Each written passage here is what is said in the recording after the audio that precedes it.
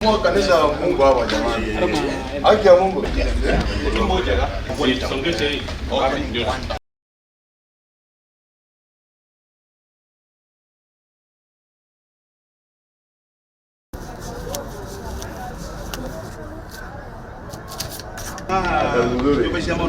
Iko na bei, iko na manufaa.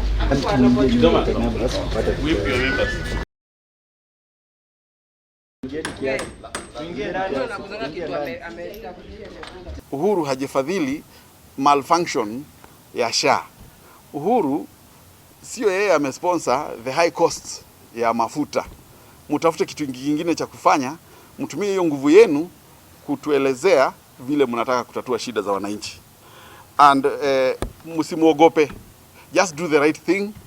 Tumikia wananchi, fanya mambo ambayo yanafaa na msiogope maneno ambayo Uhuru ataongea. Tunajua mnamuattack ili kuzuia, mkitaka kuwater down vile yeye ataongea, na najua hamtaki aongee ndio wananchi wasikuwe na mtu wa kufuata.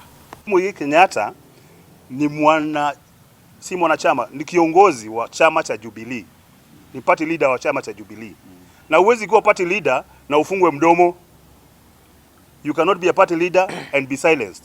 Lazima aongee na members wake na aongee na supporters wake. Kupiga Uhuru hakutatatua mambo ya uaji wa vijana wetu. Mambo ya vijana wetu yatatatuliwa na kukomesha polisi kuua vijana wetu. Kuingilia Uhuru hakutatengeneza uchumi wa nchi hii. Uhuru Kenyatta ni kiongozi wetu. Sisi kama vijana ambao tunasimama hapa, tunasema ya kwamba hatutakubali kiongozi yeyote aseme Uhuru Kenyatta analeta ukabila kwa nchi yetu.